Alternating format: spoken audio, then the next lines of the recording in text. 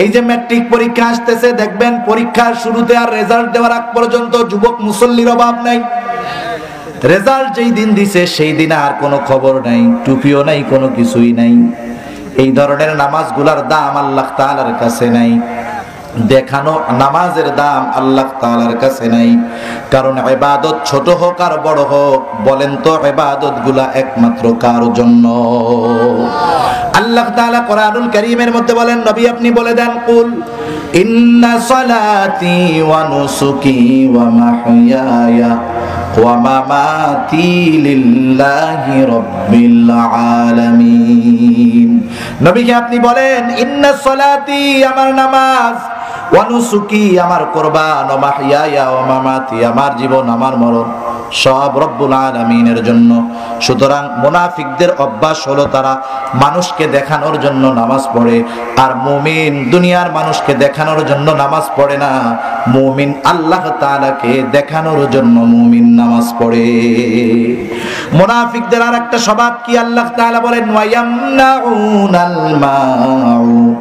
মাউন শব্দের অর্থ হলো গৃহস্থালী বস্তু, যেমন খুন্তা, কাশি, দাও, বটি। চিনেন এগুলো আপনারা? এই যে সামান্য সামান্য ছোট ছোট বস্তুগুলাকে বলা হয় মাউন, গৃহস্থালী ছোট ছোট জিনিস। অনেক সময় প্রতিবেশীর ছোট ছোট জিনিসের প্রয়োজন হয়, আইসা বলে, ভাবি আমার দাওটা একটু পাইতেছি না, একটু দেন তো। চায় না?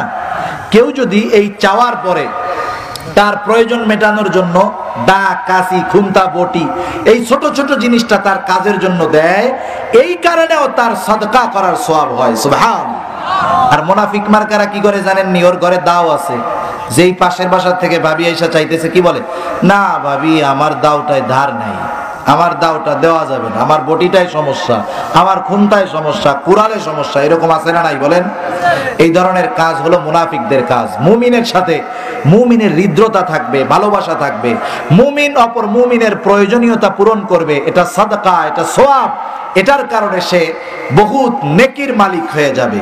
সুতরাং মানুষের সহযোগিতা না করা, ছোট ছোট বস্তুর ব্যাপারে না দেওয়া, এটা মুনাফিকদের খাসলাত। কাদের খাসলাত?